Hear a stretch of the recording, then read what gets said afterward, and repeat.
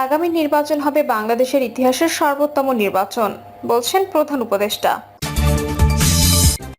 নির্বাচনের জন্য আন্দোলনের প্রয়োজন নেই, বৈঠক শেষে নজরুল ইসলাম খান। জানাবো ইন্টারপোলের রেড অ্যালার্ট, কি করবেন Obaidul Quader. Trump, Modi, Xi Jinping এসে কিছু করে দিয়ে যাবে না, বলছেন মির্জা ফখরুল। এবং সর্বশেষ জানাবো আওয়ামী লীগের মিছিল নিয়ে করা বার্তা হাসনাতের। শুনছিলেন সংবাদ শিরোনাম, এবারে বিস্তারিত। আগামী নির্বাচন হবে বাংলাদেশের ইতিহাসের সর্বোত্তম নির্বাচন, বলছেন প্রধান উপদেষ্টা। আগামী জাতীয় নির্বাচন অবাধ, সুষ্ঠু ও অংশগ্রহণমূলক হবে বলে মন্তব্য করেছেন প্রধান উপদেষ্টা ডক্টর মোহাম্মদ ইউনূস। তিনি বলেন, সামনের নির্বাচন হবে বাংলাদেশের ইতিহাসের সর্বোত্তম নির্বাচন। এটি দেশের গণতান্ত্রিক যাত্রায় একটি মাইলফলক হিসেবে বিবেচিত হবে। নির্বাচনের জন্য আন্দোলনের প্রয়োজন নেই, বৈঠক শেষে নজরুল ইসলাম খান। বিএনপির স্থায়ী কমিটির সদস্য নজরুল ইসলাম খান বলেছেন, নির্বাচনের দাবিতে আন্দোলনের প্রয়োজন নেই, কারণ এই সরকারকে তো আমরা সমর্থন দিয়ে বসিয়েছি। বৈঠকে নির্বাচনের বিষয়ে কী ধরনের সিদ্ধান্ত হয়েছে এমন প্রশ্নে নজরুল ইসলাম খান বলেন, সবেমাত্র আমাদের একটি জোটের সঙ্গে আলোচনা হয়েছে, বাকি জোট ও যুগপৎ আন্দোলনের শরিক দলগুলোর সঙ্গে আলোচনা শেষে পরবর্তী সিদ্ধান্ত নেওয়া হবে। নির্বাচনের জন্য আন্দোলন করার প্রয়োজন আছে বলে মনে হয় না, কারণ আমরাই তো সরকারকে সমর্থন দিয়েছি। নজরুল ইসলাম খান বলেন, বহু বছর ধরে জোটবদ্ধভাবে কখনো যুগপৎ কাজ করেছি, ফলে আমরা অনেক ঘনিষ্ঠ। কয়েকদিন আগে প্রধান উপদেষ্টার সঙ্গে বৈঠক করেছি, আমাদের সহযোগ হিসেবে তাদের বৈঠকের বিষয় জানিয়েছি। আগামীতে আমাদের করণীয় কি তা ঠিক করবে এই বৈঠক। আমরা মূলত সরকারের কাছে ডিসেম্বরের মধ্যে নির্বাচনের দাবি জানিয়েছি। নির্বাচনের জন্য যা যা প্রস্তুতি প্রয়োজন তা ইতিমধ্যে সম্পন্ন হয়েছে বলে আমরা মনে করি। আমরা বলেছি, ফ্যাসিবাদের সঙ্গে যারা যারা জড়িত তাদের বিচার করা ও যারা মানবাধিকার লঙ্ঘন করেছে তাদের বিচার সম্পন্ন করার কথা বলেছি। 12 দলীয় জোটের প্রধান ও জাতীয় পার্টির চেয়ারম্যান মোস্তফা জামান হায়দার বলেন, প্রধান উপদেষ্টা আগে যে কথা বলেছেন বিএনপির সঙ্গে বৈঠকে একই কথা বলেছেন যে ডিসেম্বর থেকে জুনের মধ্যে নির্বাচন করার। আমাদের বক্তব্য যে তার বক্তব্যের মধ্যে অটুট রয়েছে, এজন্য তাকে স্বাগত জানাই। কিন্তু আমাদের দাবি হচ্ছে ডিসেম্বরের মধ্যে নির্বাচন সম্পন্ন করা। আমাদের জোর দাবি ডিসেম্বরের মধ্যে নির্বাচন দেওয়া সম্ভব। ইন্টারপোলের রেড অ্যালার্ট, কি করবেন ওবায়দুল কাদের। শেখ হাসিনা ও আওয়ামী লীগের সাধারণ সম্পাদক ও সাবেক সেতুমন্ত্রী ওবায়দুল কাদের সহ 12 জনের বিরুদ্ধে রেড নোটিশ জারির জন্য আন্তর্জাতিক পুলিশ সংস্থা ইন্টারপোলের কাছে আবেদন করা হয়েছে। রেড নোটিশ জারি করতে ইন্টারপোলের কাছে পৃথক 3টি ধাপে আবেদন করেছে বাংলাদেশ পুলিশের national central bureau.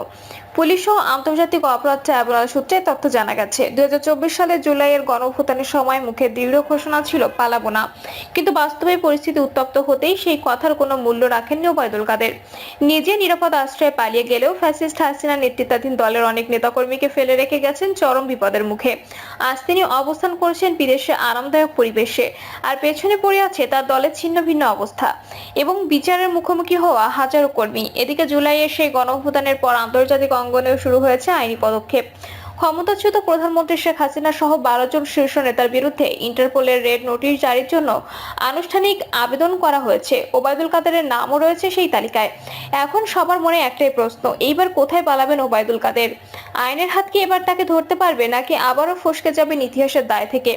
ইন্টারপোলের red alert বা রেড নোটিশ হচ্ছে এমন একটি আন্তর্জাতিক সতর্কবার্তা যার মাধ্যমে কোনো দেশ আন্তর্জাতিক অপরাধে অভিযুক্ত বা পলাতক আসামিকে বিশ্বের অন্যান্য দেশে খুঁজে বের করার জন্য সহযোগিতা চায়। সদস্য রাষ্ট্রগুলো ওই ব্যক্তিকে খুঁজে বের করে আটক করে নিজ দেশে ফেরত পাঠাতে সাহায্য করে। রেড অ্যালার্ট সাধারণত তখনই জারি করা হয় যখন কোনো ব্যক্তি নিজ দেশের আইনে ফৌজদারি মামলার আসামি হিসেবে বিবেচিত হন এবং তার বিরুদ্ধে আদালতের গ্রেপ্তারি পরোয়ানা থাকে। এই ব্যক্তি যদি দেশ ত্যাগ করে বা বিদেশে আত্মগোপনে যান, তখন তাকে আন্তর্জাতিকভাবে খুঁজে বের করতে ইন্টারপোলের রেড নোটিশ জারি করা হয়। প্রক্রিয়াটি শুরু হয় সংশ্লিষ্ট দেশের ন্যাশনাল সেন্ট্রাল ব্যুরো থেকে। বাংলাদেশে এই কাজটি করে থাকে বাংলাদেশ পুলিশের ন্যাশনাল সেন্ট্রাল ব্যুরো। বিদেশে পলাতক শেখ হাসিনা সহ 12 জনের বিরুদ্ধে রেড নোটিশ জারি করতে ইন্টারপোলের কাছে পৃথক 3টি ধাপে আবেদন করেছে বাংলাদেশ পুলিশের ন্যাশনাল সেন্ট্রাল ব্যুরো। এনসিবি সংশ্লিষ্ট আসামির বিরুদ্ধে আদালতের আদেশ সহ প্রয়োজনীয় তথ্যাদি ইন্টারপোল সদর দপ্তরে পাঠিয়েছে। ইন্টারপোলের সদর দপ্তর সেটি যাচাই করে দেখে আবেদনটি বৈধ বলে রেড অ্যালার্ট জারি করবে, যা তাদের 195টি সদস্য রাষ্ট্রের নোটিশে পাঠানো হবে। এই নোটিশ আসামির ছবি, পরিচয়, অপরাধের ধরন এবং কোথায় তাকে খুঁজে পাওয়া যেতে পারে সে সম্পর্কিত তথ্য থাকে। সূত্র বলছে, ওবায়দুল কাদের কলকাতার অভিজাত এলাকা রাজারহাট নিউ টাউনের একটি ফ্ল্যাটে স্ত্রীকে নিয়ে বসবাস করছেন। জানা গেছে বর্তমানে তিনি DLF নিউ টাউন হাইটস প্লাজায় আছেন। ট্রাম্প, মোদি, শি জিনপিং এসে কিছু করে দিয়ে যাবে না, বলছেন মির্জা ফখরুল। ডোনাল্ড ট্রাম্প, চীনের শি, ভারতের মোদি এসে ধাক্কা দিয়ে কিছু করে যাবে না, যা করার আমাদের করতে হবে বলে মন্তব্য করে বিএনপির মহাসচিব মির্জা ফখরুল ইসলাম আলমগীর। মির্জা ফখরুল ইসলাম আলমগীর বলেছেন, সবাই ঐক্যবদ্ধ হয়েছি, হতেও হবে। যেভাবে গণ অভ্যুত্থানে সবাই এক হয়েছি, সেভাবে এক হয়ে কাজ করতে আহ্বান জানাই তারা। মির্জা ফখরুল বলেন, আমি দৃঢ়ভাবে বিশ্বাস করি দেশের পরিস্থিতি ও ভবিষ্যৎ ভালো হবে, খুব ভালো হবে। তিনি বলেন, ডক্টর ইউনূস সাহেবকে দায়িত্ব দেওয়া হয়েছে, তিনি চেষ্টা করেছেন, তাকে ধন্যবাদ জানাই। আশা করি ডক্টর ইউনূস সফল হবেন। আসুন আমরা নিজেরা নিজেদের সাহায্য করি। তিনি আরো বলেন, সবাই এখন ভিন্ন দিকে নজর দিচ্ছেন। মার্কিন যুক্তরাষ্ট্র যে ট্যারিফ দিয়েছে তা দেশের জন্য একটি বিপদে পড়ার মতোই। মার্কিন যুক্তরাষ্ট্রের দেয়া বাড়তি শুল্ক দ্রুত সমাধান করতে না পারলে সমস্যা আরো বাড়বে বলে মন্তব্য করেন। আওয়ামী লীগের মিছিল নিয়ে কড়া বার্তা হাসনাতের। আওয়ামী লীগকে অবশ্যই নিষিদ্ধ করতে হবে, কিন্তু শুধু নিষিদ্ধের দাবি তোলাটা যথেষ্ট নয়। কেন যথেষ্ট নয় সেই শিক্ষা আমাদের হাড়ে হাড়ে হয়েছে। কিভাবে?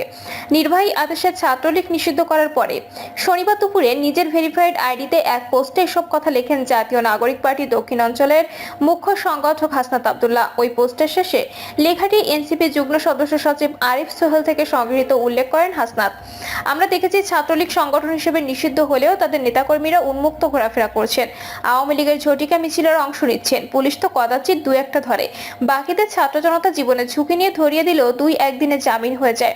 অর্থাৎ শুধু নির্বাহী আদেশে নিষিদ্ধ করে একটা সাইন করা কাগজ ধরিয়ে দিলেই মেনে নেওয়া যাবে না, কিংবা এই সাইন করা কাগজটা আদায় করাটাই এখন প্রধান দাবি জানিয়ে ফেলা যাবে না।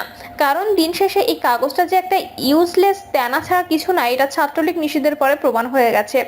বরং জুলাই গণহত্যাকারী ছাত্রলীগ সহ আওয়ামী লীগের সব অঙ্গ সংগঠনের নেতাকর্মীদের গ্রেপ্তার ও বিচারের দাবিকে প্রধান দাবি করে তুলতে হবে। আপনাদের কি মনে হয় বিচার ঠিকঠাক হইলে আওয়ামী লীগ সহ তার অঙ্গ সংগঠন লিগ্যাল থাকতে পারবে?